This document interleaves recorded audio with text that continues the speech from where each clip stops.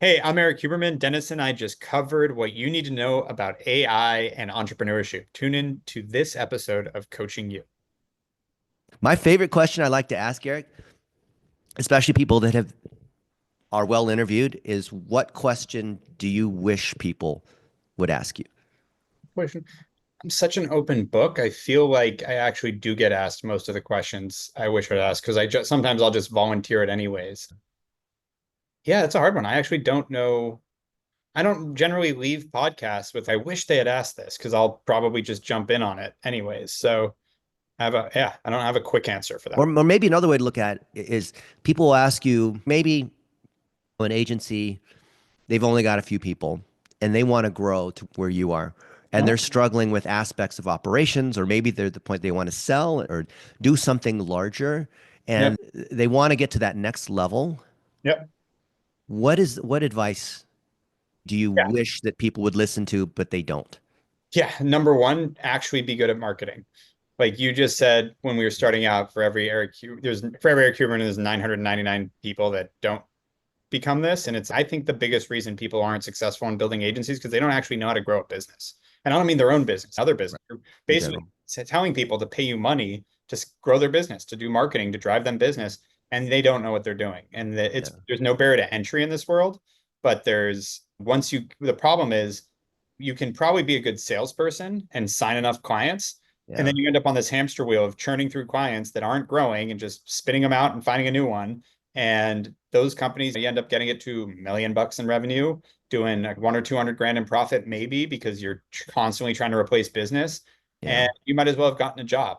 But instead, you're just burning your own reputation and the reputation of the marketing industry. And that's a very common thing. So that's why if you ask me one thing, that would probably be the thing. And I get a lot of calls. I want to start my first agency and I want advice. And I'm like, have you done anything in marketing? Have you grown any businesses? No, then don't start an agency because it's borderline fraud. You're convincing people to hire you to do marketing and you don't know what you're doing.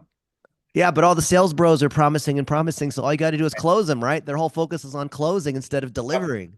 Which I will say, that's the other piece though, is you got to be incessant. You want to build a business, you got to be really good at what you do, and you got to be incessant. You got to constantly be out getting business, finding business, keeping your business, and it never ends. There's no point where if you're trying to grow a business that you get to just chill. And I think that's a fallacy too, is like if I Mhm. just get to this point, then it's easy. That doesn't exist unless you're done. If Yeah. you're done, it's easy. Yeah. That's so crazy. There's so many sales bros that Yeah. have the wrong expectations. They fail. And what you're saying, these are not secrets, but business fundamentals. Tell me, let's see, how can I phrase this question? So when people see, Eric, like I see that you're traveling and you're organizing fundraisers and you have an event that you bring other high level entrepreneurs together, and then you bring in these celebrity people, and then you announce these highlight moments like you've acquired another company and now you're the fastest growing marketing agency, and people see that shiny Instagram side of things. Or what is it they don't see? Yeah, that's a fair question. Yeah, it's funny. It's the highlight reel. Like you see, and listen, we have a team of people that are figuring out what's the new announcement we can make, what's the new piece of PR, and it's promotional for a reason because we know our job is to make sure that the market in general is vetting us versus. We talk about this all the time. We're not trying Hmm. that they need marketing. That's a crazy Hmm. conversation to have. We're getting people that know they need marketing to pick us versus others.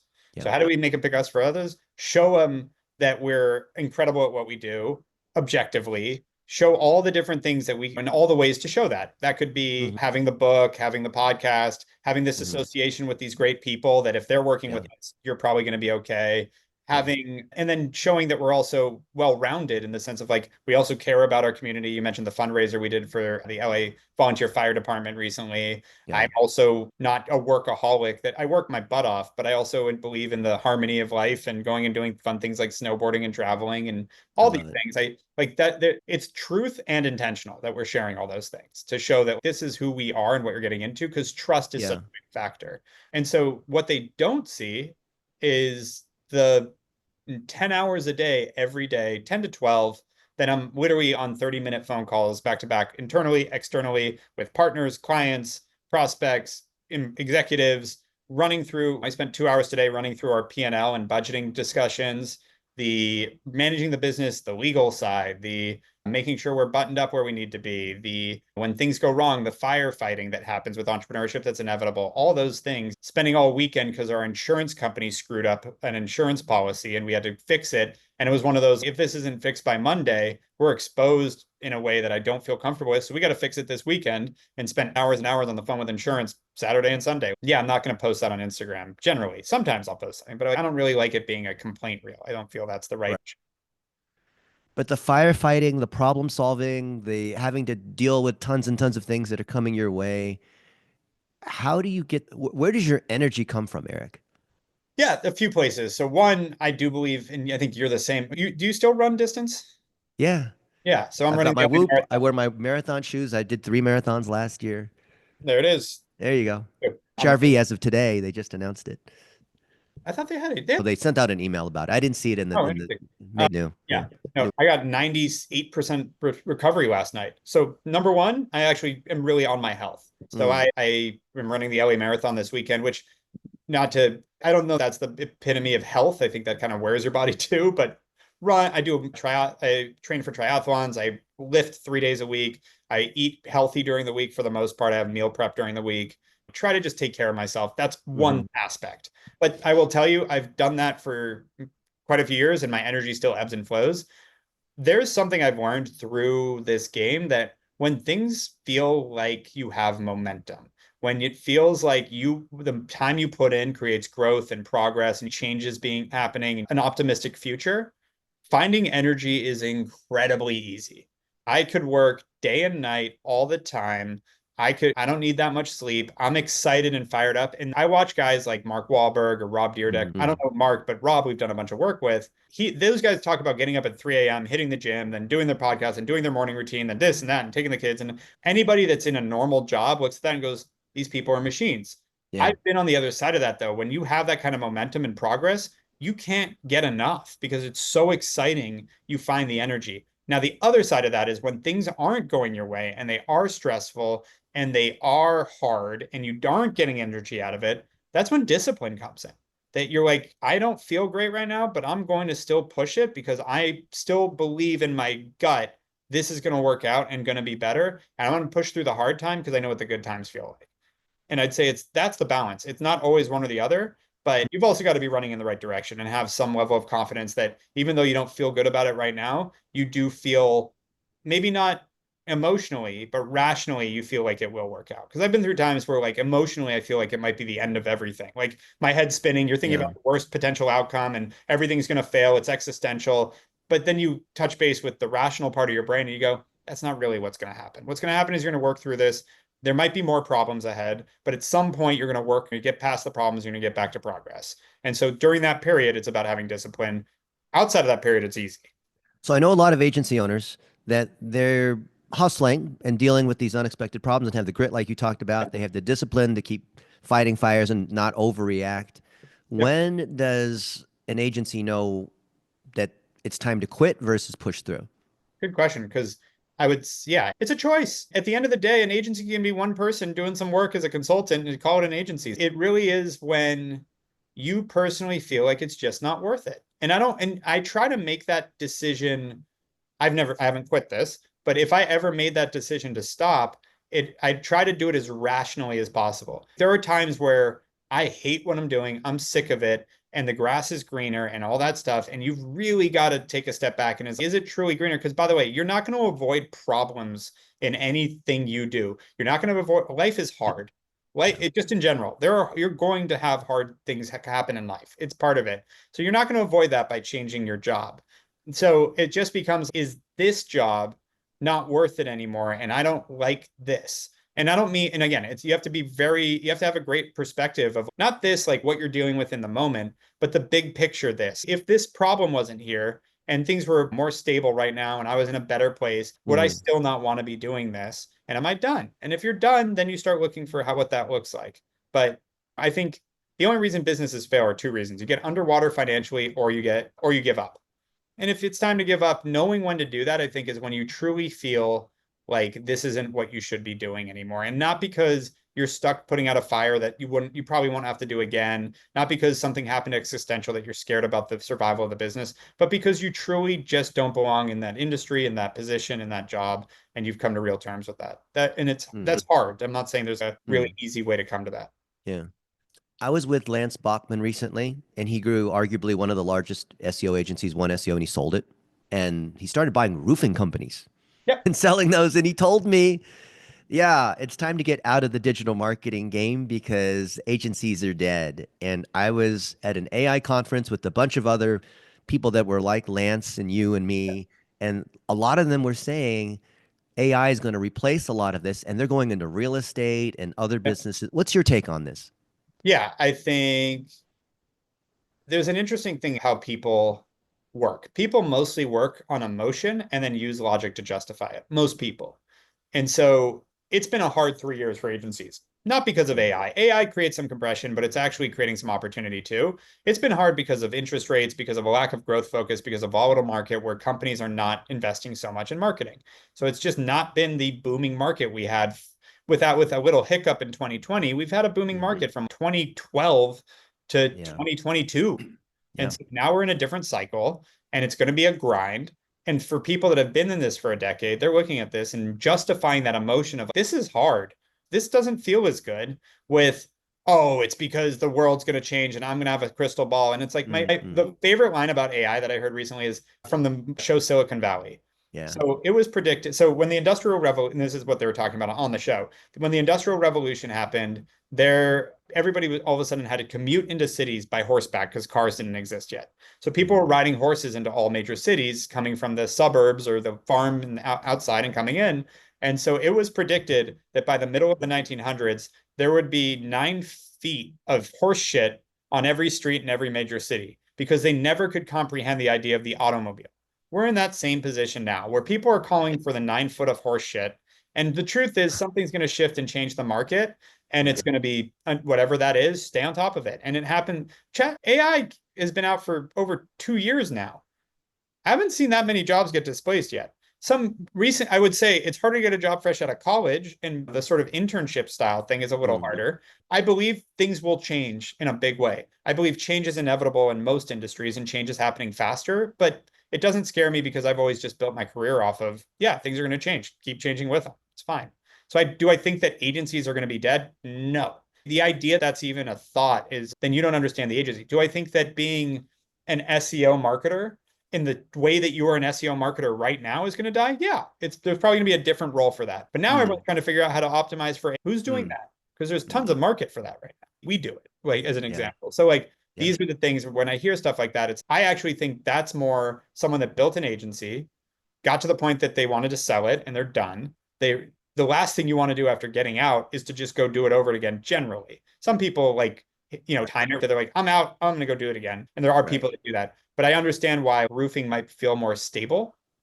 But what happens when AI develops a better roof and now we don't need roofers as much anymore because you're one and done. You're not replacing it every 10 to 20 years. Yeah. There's risk in every position, just like there's pain in every position. And I don't believe in that. But there are some more stable industries than marketing. That's for sure. It's so funny because everyone's declaring that SEO is dead or AI is going to replace it. They've been watching too many Hollywood Minority Report Matrixy movies. When I started Hawke, people were calling for the death of email, and it's Hmm. still one of the most profitable channels for companies 11 years later. Yeah. So, yeah, that's why it's like the headlines are ridiculous. The people love to make these grandiose statements, and it's just not the case. I Yeah. don't know I know that which Hmm. also needs a form of SEO, like Yeah. optimizing so that you show up in ChatGPT is a thing. Yeah. It's a It, change, not a death. the intent is just shifted to other channels, but the intent is still there. And companies still need to figure out how to navigate that. Yeah. I was in Rome just 2 weeks ago and I asked ChatGPT, what Italian restaurant should I go to get the best pasta instead of asking Google? Yeah. And it's just shifted. So there's a lot of young adults that we train, Eric, and in 2 weeks we're teaching another semester at Johns Hopkins University. And a lot of these kids coming out of college are saying things are not the same as when my parents were graduating. And I don't really know. It's a scary world out there what I should do, but it sounds like this influencer marketing social media AI thing is the right thing, but I have no skill. in that space. I don't have any, I'm not focusing on roofing companies. They're focusing on one particular vertical. Yeah. What advice do you have for them? Yeah, stop worrying about what happened to your parents because everybody's cherry picking the benefits they had and not looking at the costs they had, the problems they had. They had a draft. My parents, like you Right. drafted Vietnam. There are many people that just got sent to Vietnam for years and saw a ton of their friends die. We haven't had that in our generation or the next generation. Like Yeah. there's so many, you can always compare the benefits. Oh, but they could buy a house for this. And there's so much nuance that people don't understand that if you want to sit on social media and have a pity party about where you think you are in life, like you're gonna stay there. But there's so many other great people that are like, this is the cards we're dealt. I'm gonna go figure out how to master this that are doing great. Like Mm, the ability to be a sole proprietor, to have these side hustles, to make money online, like none of that existed for our parents. You had to you go to a factory. Like yeah. it's not a thing. And so the trade-off of and the idea of the housing price thing. Housing prices have gone up, but it is not what people is size of house. So if you Oh, actually look at it from a price per square foot standpoint, it has not gone up that much compared to wages. It's still gone up. It's still a little harder, but nowhere near what people try to paint it because the average house, I think in 1950 was like 1,200 feet. Now it's 2,600. There's a lot of nuance to these arguments that people make for outrage culture. It's turn off your fucking phone, stop looking at reels, stop looking at TikTok, and go build something of yourself because the world is actually a better place now than it's ever been for people, for lack of poverty, for access to goods, for abundance. We are in a better place. It's just the bad news is more in our face too. So practically, it's a better place. Psychologically, it's not. so aside from all that bad news and people complaining, what has you excited? Yeah. Honestly, I think that like I talked to a company, I'm blanking on the name and I need to look it up again, but company that they're using it to find. So this guy had a very rare disease. He was in pre-med and had a very rare disease. Yeah. And he was able to identify, he almost died 3 times. And when I say almost died, like they were reading him his last rites, like really Yeah. almost died. Yeah. And he ended up chemotherapy saved him those 3 times. I think it was 2 times. The third time he discovered like a very basic anti-rejection drug for kidney transplants fixed his disease. Huh. So it was a drug used for a completely different problem. He realized he did a bunch of blood tests, and when it happened again, he was able to actually identify what was happening in his body that was it was an autoimmune disease. He identified it and found a drug. So now what he did, he built an AI that looks at every indicator of every disease and then looks at every drug that affects those indicators and is matching drugs that were not intended to fix that problem and finding all these new uses for already approved drugs to solve all sorts of diseases. And that's just one example of something that you're talking about. The past 2 years, technology got to a point where it can do that. And like the amount of amazing things that are going to come the next 3 years, 5 years, 10 years that are going to just change the way we operate and change the quality of life. I'm an optimist. I think that so many things that we have to deal with and do as people are going to be solved that it's going Mm. to be. And the one part that worries me is the old idle hands, or what is it? Idle hands. I'm not that Or religious. the Devil's Workshop. Yeah. Exactly. That one. I think we're going to have a lack. It's not going to be as high pressure to be a productive member of society, and you're going to have a lot of unproductive members. That would be what I think the Yeah. problem is going to come in because I think Yeah. people's needs are going to be covered. I think we're going to figure out a ton using AI to how to Yeah. grow things more efficiently, how to create food in a better way, how to be healthier. Like all these things that our entire existence as human beings we've strived for, I think is going to have massive changes in the next 5 to 10 years. Because what I do think is our ability to solve on paper problems and analyze data has already just surpassed anything we could have ever imagined. So that piece is where I think AI is going to be able to solve problems a lot faster. We're still going to have to be the ones to listen to the AI and go do it. But like that to me is going to create some amazing things. And it's just going to be a question of how people in society react to it. So when the Optimus robots come out, are you going to get a few in your house and have them do stuff? I talked to my wife when I saw him, and my wife's, I don't want one of those things. I want one. I am definitely the tech nerd that wants to check it out. That creeps me out. I don't think I want that thing. Like, listen, I've seen iRobot. I've seen, I know where it can go, but I don't know. I think again, it's what is it, $20,000? Like, that's a decent amount of money to spend on something that I'm like still not quite sure I'm not having it watch my kids. So like, not quite sure why I need a robot in my house yet, but I do think there will be a point where that's makes sense. We're not going to need our own cars, and maybe that budget goes to robots.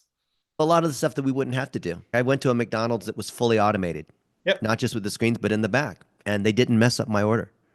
and the self-driving cars, and then 2025 being the year of agentic AI, where it does Yep. stuff instead of just talk to you. I Yep. find fascinating. Did you see that article Sam Altman wrote? I think it was called The UBI of Everything, one of the most seminal articles in tech in the last I few years, don't know if I saying saw it. how as big tech was able to make things cheaper and cheaper to the point of almost free. What Jensen Huang Yeah. talks about with Yeah. computing Totally. power, and Naveen Jain talks about Yeah. energy going to free, food Yeah. then being free, transportation being free. Yeah. Then we're going to move to UBI, where basically then there has to be a tax where AI is now like a worker. It's like people. And so Yeah. you have to tax them like labor. Yeah. And then that Yeah. would pay for the people who can't. Which is hard to, Yeah, go ahead. predict, but it makes sense in the context in which we have. But then when we get there, it might be that capitalism, the way it's done, doesn't make sense anymore because Yeah. you don't need to tax it. You just said everyone's needs are covered. Everything's free. Why do I need capitalism if everything's free? I can just go Yeah. focus on what I want to do all day. And that's what I Yeah. was alluding to when I said what worries me is idle hands in that sense. If you give a bunch of people complete freedom instead of having some purpose or discipline that they focus on, I think you'll have a lot of people that create a purpose or discipline and find something. And I think a lot of those could be something nefarious, something bad, something chaotic. And so that's the part that you have to watch. But I do think, yeah, capitalism becomes a question. If all of our needs are Yeah. met, the only thing I will say is jealousy is a real thing. And, through Mm. equality across everyone financially, Yeah. I don't know that you ever achieve that. When I say financially, I don't mean dollars in the bank. I mean, everyone has the Right. same size house and the same, you can't be in the same location. So how do we decide who gets the beachfront house and who doesn't? Yeah. And how all those things have become really hard to solve. Again, we're getting way into something else here, but that's the part that I'm like, UBI doesn't cover, but death of capitalism doesn't really cover either. So I don't know how you get there because usually what ends up happening in a UBI situation is corruption. Your friend runs the planning for where you get to live, and so you get to live on the beach, and the other person doesn't. That kind of thing. That will never go away. And I think even the robots will have, there'll be corruption or favoritism or lying or cheating. That the more human they become, the more human-like in terms of the vices they'll have too. I think ChatGPT every time I use it. There's I, definitely going to be emotions coming out of them in some way. did you see that research they released a couple days ago, OpenAI, about how their AI lies? And it lies to me. It says I can't do that. I'm like, yeah, you can. You just did it 5 minutes ago. Or go ahead. In preparation for this, I had to do some research by saying, hey, list every podcast that Erik Huberman has ever been on, Wow. and How list many were there? every article he's ever written, list everything he's ever done, any kind of accomplishment, put it all together into this file. Let's analyze it by authority, by who it's with. And oh, here's Mark Lacken, here's Yeah. Keith Ferrazzi, and then here's you and I at Digital Marketer in Austin. And oh, here's some episodes of you and I in Clubhouse. Remember that back in Yeah. the day? We would hold these things. And I said, okay, based on all that, go ahead and give me put it into the sheet and organize it in a certain way and rank it according to, I have this formula for grading authority, and go ahead and do that. And it's, yep, here it is, 400, or I've done it. Here's 410 items, and it spit out 15 records. I'm like, you said there were 410 items for Erik. Where are they? Oh, I already did. I calculated it, and here's the way you do it. Step one, two, three, four, five, and blah, blah, blah. And here's 15 records. Here's a sample output. No, no, you just told me you did the whole thing. Give me the fucking file, Yeah. right? And it said, no, I already gave you the file. No, you didn't. Yeah. Right.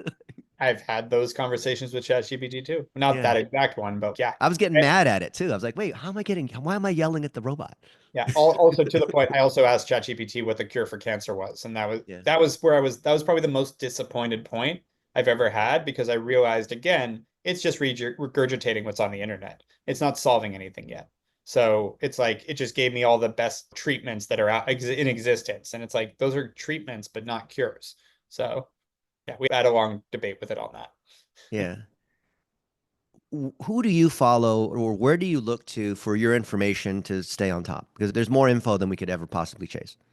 We have our AI tool, Hawk AI, that digests 6,000 companies' marketing, media, and revenue data in real time. And so we're constantly looking at how the market's moving, what we're seeing internally, where I'm talking to my executives. Honestly, I know how the market's moving and I know what we're seeing. I don't really need to interact with other people and what they see at this point. It's talking to smart people internal. I have thankfully a lot of smart people at Hawk that I can talk to about the problems we're seeing and how to solve them.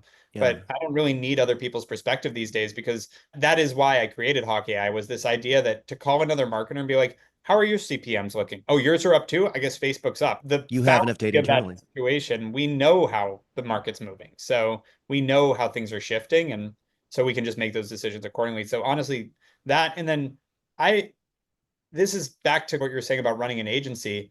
I'm running a business. I'm not running marketing for a bunch of businesses personally. So my time, it's still spent on how do we grow Hawke. And Mm, I purposely dive into our clients sometimes and stay fresh and help right. out with certain campaigns.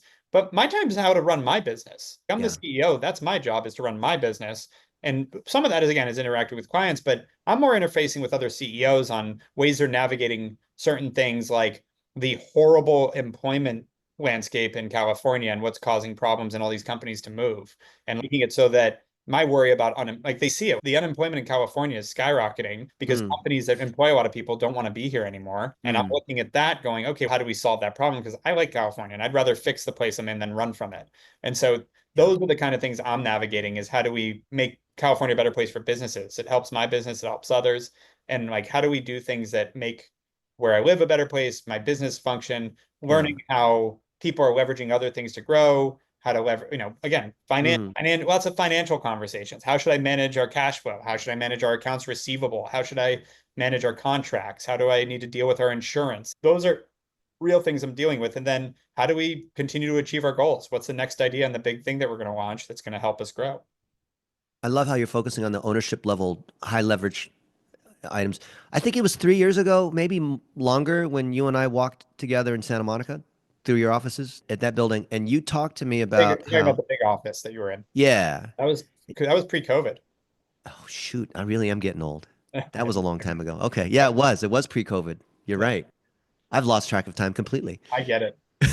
So, but you were telling me back then about the bigger problem of education and employment and what you talked about where you have enough data that creates a moat because of the companies where you can just Yep. see, you don't have to rely on other marketers, CPMs and whatnot, where we can create a certification because I you've remember done that it at conversation. scale. And we know all the other people that have done it. And they, just like you want to be a plumber, there has to be a certification. Yeah. I looked heavy into that after that conversation. So this is the issue. What I found was to create a certification that's actually legally binding. For the audience, what we talked about was like a CPA for marketers, where it's Right. actually a government regulated. To be a marketer, you have to actually pass a test and do ongoing education and do what there's, I think, 250 plus jobs in California alone that require some level of government testing and licensing to be, Right. including milk delivery and hairstylist, just to be Yeah. clear. And Yeah. this is the ridiculous thing is we're managing hundreds and hundreds of millions of dollars of other people's money and there's no regulation. That to me Right. is nuts. And so we Yeah. were talking about creating it. So then I went and researched how to get that done. The issue is to get that actually regulated, you'd have to do it state by state and get every individual state a ballot that would make it so that now marketers have to be licensed. And you'd have to go raise money state by state. Obviously, you'd start with one, and you'd probably start with a California that tends to be higher regulation, more Democrat states would probably win it first.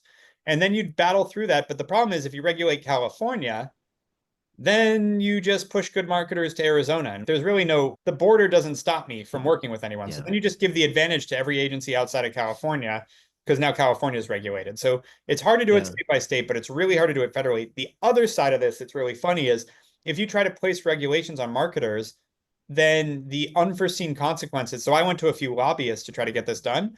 Yeah. And they refused to look at it. And I was like, why? They're like, because we're considered marketers. So you're asking me to go regulate myself. I don't want to regulate myself. And we're done. So I went down that path and I realized this is something for someone that doesn't have a day job that wants to really go be passionate about this and do it. And that's, yeah, Yeah. Practically speaking, I've gone down similar paths, but I found fruit in other governments, like in Pakistan, in Brazil, in yeah. Norway. I'm going to Portugal Again, next month, if you where do, there's developing countries and they see power, like the Philippines. yeah, It- but in America, we've never been able to get traction. I'm teaching a class at Johns Hopkins University, spring semester, yeah, on applied digital marketing.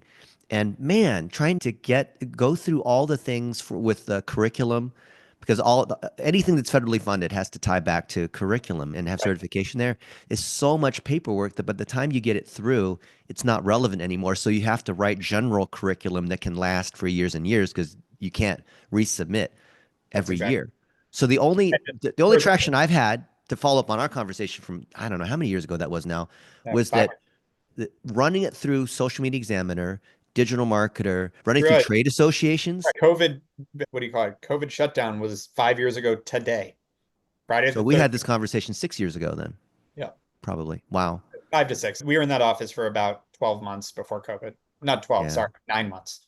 So yeah, Wow. It felt like yesterday when we were walking around, but yeah, but maybe I'm just one of these dyed in the wool optimists, but I still believe that because there's so much fraud, even though there's so much measurement that's possible, the state of digital marketing, I hate to be like cynical, but it's so incompetent, it's so bad yep, that there has to be some kind of standard. There has to be some way to equip yep, people to be, at least clients, to know that the reason why Hawke Media is taking off is not because you're doing public speaking and you have a bigger budget or you have Red Bull or Verizon or whatever. It's because you actually do good work, and that creates reputation and referrals and this sort of thing. correct. And these techniques actually work. It's not Uh, because you're jumping out of a helicopter doing snowboarding, which I thought, dang, that is dangerous. He's doing these dangerous sorts of things. Kind of 9 years in a And row. Knock on yeah. wood. It's probably got some aspect of danger, but I think I'm doing all right. But it's because you're actually good at what you're doing. Yeah. And that's what people always ask the secret sauce. I'm like, it's a combination of we actually do what we say we're going to do and we're good at what we do and we're ambitious. We want to grow it. Because you can be really good and still not grow a big business because you don't care. I just talked to a guy a few days ago that built a nice small agency. I think they're doing like 3 million a year. And he just straight up told me, I don't want to take on any more clients. This is good. I'm making enough money. That's why. So he's good at what he does. He just doesn't want to be any bigger. We have both. We're really good at what we do, and we want to be a big company. We want to Yeah. be the brand in the small and medium business space. If you need marketing help, you go to Hawke. We're the best at what we do and easy to work with. That is what we've partially created, and I continue to try to push towards. The funny thing is that, Eric, I look across the agency landscape, and you and I speak at a lot of these same conferences and Yeah, masterminds and whatnot. And it seems like it's relatively easy to get to the seven-figure agency. Basically, you just serve plumbers, or you just yeah, serve electricians, or you just serve that one vertical. yeah, But then to get to $10 million plus, you have to be able to do franchise or multi-vertical or multi-channel, or you're dealing with corporate, which is different than dealing with the one electrician guy, yeah. I which would is, say though, it is very easy to build $1 million agency, but I would say that's actually not just because you can find a bunch of plumbers or deal. You can. It's more you can sell your way fast enough to outpace churn. So you can find enough yeah, clients to pay you money to do marketing that you can outpace even whether you're good or not. It's yeah, to get to 10, you've got to be able to keep your clients, do good work, build a good reputation. yeah. You're not going to get there without that. But certainly what you do outside of local marketing, where one plumber is the same as any other plumber, you can just repeat that. Yeah, The stuff that you're doing with ecom or product launches is, I view that's like the MBA level of stuff versus junior varsity little league. sure. That's It's a all, whole level of talent that's different. yeah, and it depends. If you're actually performing for plumbers, I would say you're doing a great. That's the thing, is the measurement of performance, I think, is where it lies, where marketing for plumbers and getting them profitable clients. I'd say is just as complicated as launching a new product or a CPG brand. You need to do a really good job, and it's highly competitive. Again, it goes back to if you're getting unsophisticated buyers that aren't watching you closely, yeah, sure, then it's an easier business, but that's not very sustainable either. Yeah. How do you keep A players for your executive teams? Thankfully, we haven't had that much of an issue with losing our best people. It's really the people we want to keep, we keep. I think you take care of them, compensate appropriately, you act with respect, you're transparent, you are clear on what your direction and goals, I think it's just treat them with respect and show that you're going somewhere and they're doing something for a reason, just like any employee is the Yeah. point. But yeah, we thankfully, and I'm trying to think of what we've done differently because we've kept a lot of our senior execs for a long time. Yeah. And the ones that we don't have, generally, we're either me wanting to part ways or a mutual. There's very few senior people I've ever lost not wanting it myself. And the only reason, and I would say when it's mutual, it's usually that we outgrew them or that Yeah. they're in a new phase of life, that what it takes to do this is not what they want to do. It's not usually that anything much crazier than that. Yeah. We've trained up a lot of young digital marketers, and a lot of them go off and want to start their own companies. And I've never been able to figure out a great way to keep them, because the more entrepreneurial and more performance oriented they are, the more they want to do the thing, versus the people that want to stay are more like role functional players, but they don't have the kind of drive that the the lone wolves have. If It's, I guess most of our people, like, so I don't know how you build your business, but the people bringing in clients are not the people servicing them on right, our. So it's two different types of people. A lot of times you have an extroverted yeah, salesperson who wants to go out and get business, and then not saying introverted, but just maybe not as sales driven of a person that wants to just do the work. And that bifurcation, are there specific people that want to do both? Sure. And once in a while, someone goes and does that and builds their own little consultancy or something. But generally, they don't want to go out and hunt for their food. They want to just have it served, meaning the service person. And then the right, salesperson does not want to sit around creating emails or doing SEO all day. They want to go out and meet people and sell and grow.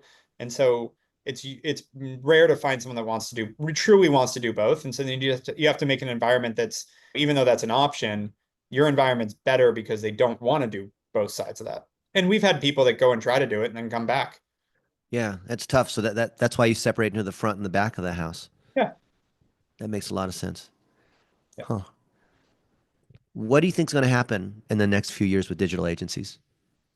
It is so hard to predict, to be honest. I wish I could make a very confident call, but the combination of the past 2 weeks has been interesting with tariffs and all that. That's Yeah. like how that trickles through the economy. And this isn't meant to be political. Tariffs are going to create volatility in the economy that stops people from wanting to commit to growth because you don't jump into high risk when you're on unstable ground. And the ground just got less stable for people. So because they don't know Yeah. what's happening, the unknown is scary. And Yeah. so I think a lot of agencies are going to struggle with that. We've had a couple clients that were supposed to kick off with us that have said, I manufacture in Mexico, so I need to hold off because I don't know if my cost base is about to double. Like Huh. things like that, that you're like, yeah, we get it. Not really much argument there because with all the budgeting you just did, if we're successful based on what we talked about a week ago, you're broke now. We got to figure this out. So you got to, until the sort of tug of war that's going on politically stops, I think it's causing more slowdown. And if it goes on for too long, it'll cause a recession because people will hold off for too long. If this turns around, Yeah. again, not speaking to my own political views, but if next week Trump Right. turns around and goes, never mind, no tariffs. We solved the problems. Canada and Mexico agreed to protect the border. Greenland's joining the U.S. Europe is going to invest in NATO's pari passu, so we feel better about that and don't worry about any of this. We've probably done very little damage and we can move forward. But if this keeps going, it'll probably cause some slowdowns. And I don't know I disagree or disagree with the tariffs. I'm just saying that's the validity of it. So Yeah. why I say that to digital marketers is if there's a lot less demand for growth, there's going to be some struggle there. Combine that with AI, which is going to make things change. You're going to have people that just don't, it's just too much. And again, Yeah. I go back to you're going to quit because you quit. There's going to be plenty of businesses that navigate all of this. And there's going to be plenty that don't. And it's going to be a shakeup. And the people that grind through it will have a painful little time while it's a grind. And then my optimism is you come out the other side if you can fight through it. And now you've got less competition and you've got a lot of grit. You've probably built a much more solid company because it's not easy. And when it's hard, you build a really solid foundation and then you grow from there. Amen. The winners always emerge from the fire. Exactly. So, Eric, if we were to encourage people to listen to this conversation we just had, who is it for and why should they listen? If I'm thinking in hindsight, it's anyone that wants to blow their mind about where AI could go, but it's also probably any entrepreneur. This isn't just marketing agencies. We're all dealing with Yeah. volatility over the time. We're all dealing with where the world's going, and I think that there's a lot of ways to look at it. And I think at the end of the day, there's a ton of study around just being an optimist. You're going to be more successful. If you lead with fear, pessimism, you're going to hold back from doing certain things, and generally things work out, thankfully. And sometimes they don't, and you got to deal with that and you got to move through. But if you continue to keep that optimism, you'll move through and do the next thing and do just fine. So just keep going.